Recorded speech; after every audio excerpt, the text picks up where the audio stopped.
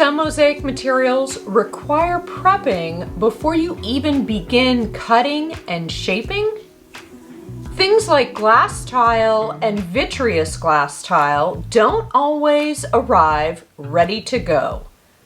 The prep is super easy, but it does add one more step to your process. So in today's video, I'll show you how to get your mosaic materials ready ahead of tiling. And we'll also discuss how much mosaic tesserae you should purchase in the first place. Let's get to it. Welcome back, and if you're new here, my name is Julie. And on this channel, we talk about tips, tricks, tools, adhesives, materials, and specific mosaic projects, all to shorten your learning curve when it comes to creating mosaic art. So if that sounds like something you'd be interested in, please consider subscribing. If you're new to mosaic, you're likely in the early stages of learning the lingo, the tools, and the materials. It's a lot to take in, and I know it can create overwhelm. Been there. I've done a number of videos here on the channel all about tools and materials and substrates and adhesives and even how to avoid overwhelm when first getting started in mosaic. So I'll include links to the playlist down below in the description so you can check them out when you're done watching this video. So I recently received a few shipments of mosaic tesserae, and it occurred to me that some of you just starting out in mosaic may not know how to prep certain materials. And in particular in this video, I'm talking about tesserae that don't arrive loose in a bag. Womp womp. That's right, some materials require a little prep work, if you will, and you'll see what I mean in a few minutes. It's simple enough to do, but it adds another step before you can get started with your mosaic. So in today's video, I'll show you how vitreous tile and glass tile can arrive in your next order, and I'll show you how to prepare them to use in your mosaic work. We'll also briefly discuss how much mosaic material or tesserae you should order in the first place. We've got a lot to cover, so let's get started. So as I just mentioned, I recently received a few shipments of mosaic tesserae. I'm going through the process of sourcing materials for upcoming projects here on the channel, as well as some commissioned work. These shipments include lots of gorgeous vitreous tile in 5/8 inches and 3/4 inches sizes, as well as glass tile in a 1-inch square size. Now, all of the tesserae can be cut down using wheeled glass nippers or glass cutters. And I've done a few videos here on the channel about how to use these tools, and I'll include a link to the playlist down below in the description so you can check them out. Now, as you can see, sometimes materials arrive loose in a heavyweight plastic bag.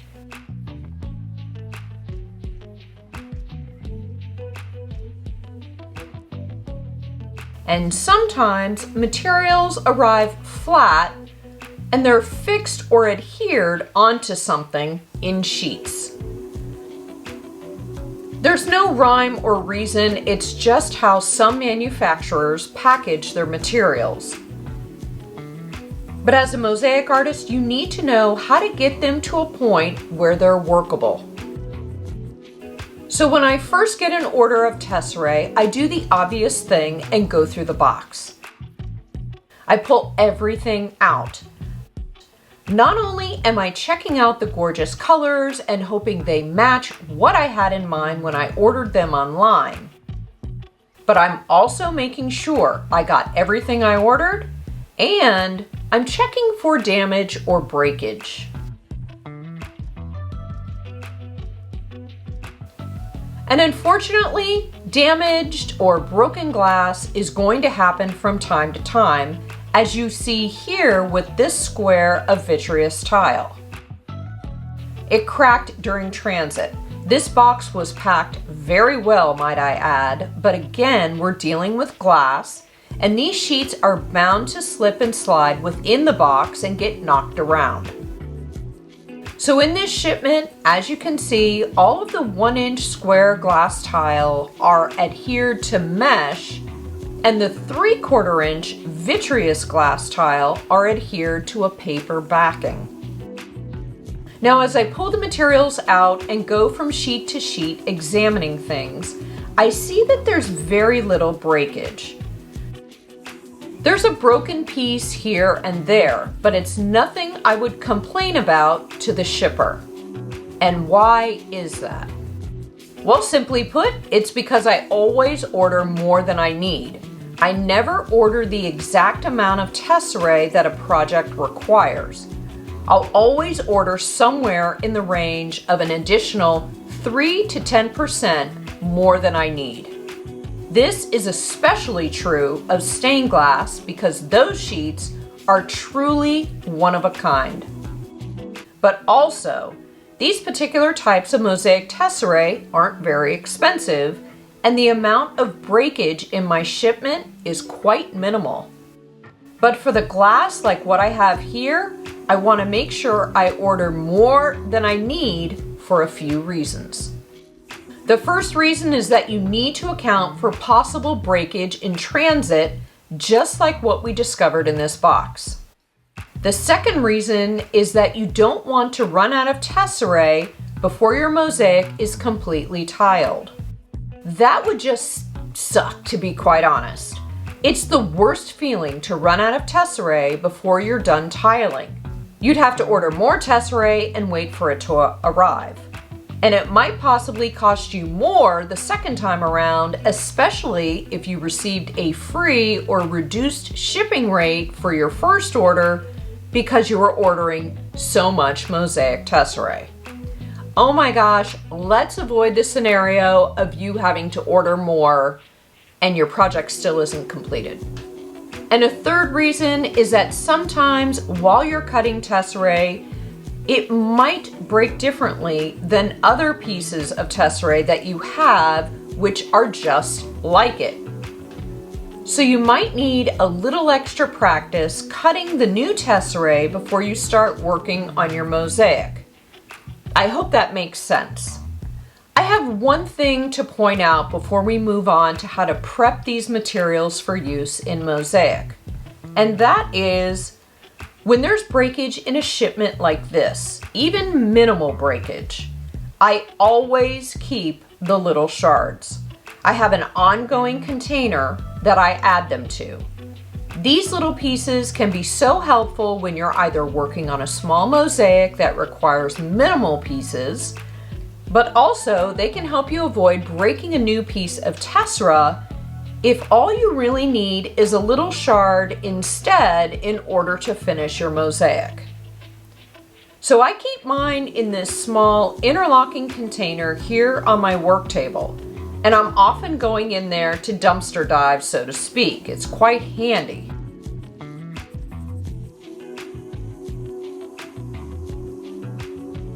I'll include a list down below in the description for all of the materials, tools, and extra little goodies that I'm discussing in today's video in case you'd like to check them out. Let's first start with glass tile that's adhered to mesh. Now, if you've seen some of my other videos where I go in depth on how I store all of the materials you see behind me, then you know how I set up my various types of mosaic tesserae. Glass tile on mesh is an exception to how I store pretty much everything else here in the studio.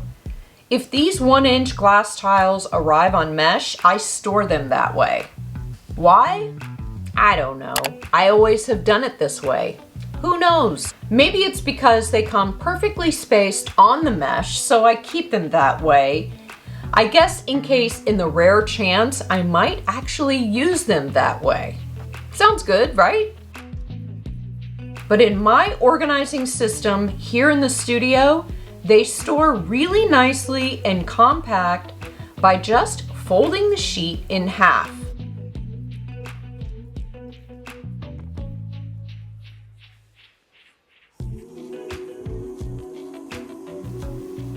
But to use them individually, all you need to do is pull them off the mesh. Super easy. There are no tools required. If some of the mesh comes off with the tesserae, then just pull off the straggler pieces. You can certainly cut the mesh around the glass with scissors. However, you'll be stuck with mesh still adhered to the back of the tile, so you'll want to take that into consideration. Sometimes the tiles will pull off very easily, and sometimes you'll get a little workout in. It all depends on the adhesive that the manufacturer used. And that's pretty much it when it comes to prepping glass tile that's adhered to mesh. Next, let's move on to paper-backed vitreous glass tile. These aren't as simple or clean as pulling off nicely, then you can immediately have tesserae that you can start cutting and shaping. They just don't work that way. They're glued or adhered to the paper, and there's no pulling them off cleanly. You need to get moisture involved. So here's how I like to get this done as quickly and efficiently as possible. For a shipment in the size that I received, I'll have 2 trays going. I'll start by spreading out a towel on my kitchen island and place the trays on top. And I'll add 3 sheets of different colored tiles to each of the trays.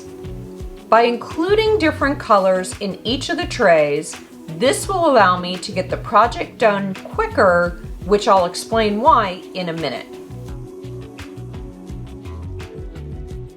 Next, I add warm tap water to each of the trays and make sure that I fill the trays up so that the water is above the sheets of glass. I don't add soap or any other cleaning products, just warm water. And then I set a timer for 20 minutes and let the sheets of tile soak. It's their spa time. You can leave them in to soak for longer if you want. However, it's been my experience that I don't want them to soak for so long that the paper backing starts to deteriorate. I want it to remain somewhat taut and definitely intact. And you'll see why in a minute. When I first got started soaking off tiles, I would use cold water and the result wasn't the same. So that's when I switched to warm water. Once the timer goes off, it's time to start pulling the tiles off the paper backing. This is a super quick process. They come off with little to no effort whatsoever. In fact, some of them slide right off without even needing to be pulled from the paper backing. To keep things organized, I try to take care of one color at a time. This is why I put 3 very different colors together in the same tray. It allows me to quickly get one color pulled off the paper backing and onto a towel for drying before I move on to the next color.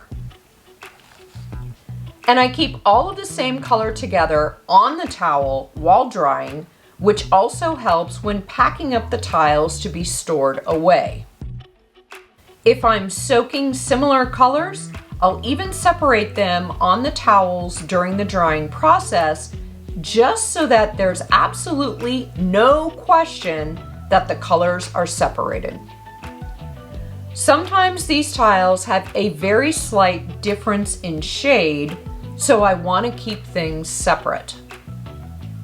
When I take the tiles off the paper backing, I try to spread them out on towels so that they dry quicker. But I don't perfectly place them. I just lightly spread them out. I might come back an hour or 2 later and just sort of fluff them up, if you will, and move things around a little bit so that more of the surface area dries. And I make sure that there's no paper backing left on the tesserae. Sometimes it happens like these white tiles. They just didn't clean off nicely. A lot of the paper backing came off with them. So I take a little extra time to clean them off by rubbing a fingernail over them, and the paper backing comes right off. If you were to use these tiles in a mosaic that would be grouted, for example, you might be able to get away with a little of the paper backing still on the tiles because the grittiness of the grout would rub off any residual paper. But personally, I like to clean them off completely during this process so I don't have to worry later on if the grout fully cleaned off the tesserae or not. Once I'm done soaking off all of the tiles, I'll let them sit and dry for 24 to 48 hours. I want to make sure they are thoroughly dry before moving on to the next step. Once I'm absolutely sure that the tiles are dry on both sides, I pack them up. And as you know, if you've watched my studio tour video here on the channel, you know how I like to organize mosaic materials, which is I put tesserae together by color, usually in freezer zipper bags like these. It keeps things organized and easy to locate when planning out mosaic projects. I'll include a list down below in the description for all of the materials, tools, and extra little goodies that I mentioned in today's video in case you'd like to check them out on your own. Question of the day, let me know down in the comments, what is your favorite mosaic material to work with that requires a little extra prep work before you can even cut or shape them to use in your mosaic? I would love to hear. Thank you so much for watching. Please give this video a thumbs up as it really does help my channel, and subscribe if you haven't already. Click the bell notification so you never miss a single upload, and let me know in the comments if there's something you'd like me to cover in a future video. I'll see you soon. Bye. Bam, what? Wow. Y'all, my son is having some friends over today, and I'm trying to get this video recorded before they get here and cause a ruckus in the house. So we're going. We have got an agenda and we're sticking to it. Cutting or shaping. And no, no.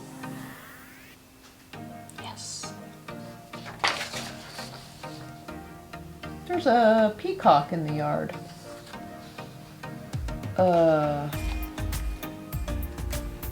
Okay. Okay.